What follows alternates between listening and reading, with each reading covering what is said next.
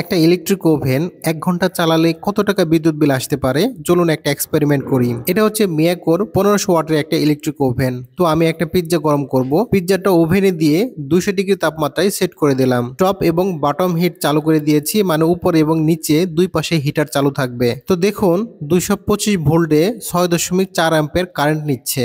এটা একটা স্মার্টফোন থেকে আরো ভালোভাবে মনিটরিং করা যাবে, মানে বোঝা যাবে। তো দেখুন স্মার্টফোনের এই অ্যাপস থেকে দেখতে পাচ্ছি ৬.৩৯০ অ্যাম্পিয়ার কারেন্ট যাচ্ছে আর ২২৫ ভোল্টে মোট ১৪৪২ ওয়াট খরচ করছে।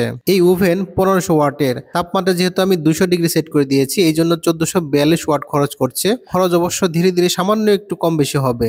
এখন ঠিক এইভাবে যদি আমি ৫ মিনিটে এই ওভেনটা চালাই তাহলে ১১৬ ওয়াট খরচ করবে, আর ১০ টাকা ইউনিট যদি বিদ্যুৎ বিল ধরি তাহলে ১ টাকা ১৬ পয়সা খরচ হবে। তাহলে আমি যদি ১০ মিনিট চালাই ২.৫ টাকার মতো খরচ হবে, আর যদি ১ ঘন্টা চালাই তাহলে ১৪-১৫ টাকার মতো বিল আসবে। তো বোঝাই যাচ্ছে বিদ্যুৎ খরচ আসলে খুব বেশি না। একটা ইলেকট্রিক ওভেন আসলে কত টাকা বিদ্যুৎ খরচ করে সেটা যদি লাইভ মনিটরিং করতে চান তাহলে টমজেনের এই স্মার্ট ওয়াইফাই সার্কিটটা ব্যবহার করতে পারেন। এই সার্কিট ব্রেকার থেকে ভোল্টেজ, কারেন্ট, পাওয়ার ফ্যাক্টর, এই মুহূর্তে কত কিলোওয়াট খরচ করছে বা কত ওয়াট খরচ করছে সেটা দেখা যাবে। ১ ঘন্টায় কতটুকু খরচ করছেন, একদিনে কতটুকু খরচ করছেন, এমনকি ১ মাসে টোটাল কত ইউনিট খরচ করছেন সব হিসাব পাওয়া যাবে এই সার্কিট ব্রেকার থেকে। এই সার্কিট ব্রেকারটি অ্যাপস থেকেই নির্দিষ্ট টাইমে চালু করা যাবে, বন্ধ করা যাবে। আরো অনেক ধরনের ফিচার আছে। সার্কিট ব্রেকারটি কেনার লিংক থাকবে কমেন্ট বক্সে।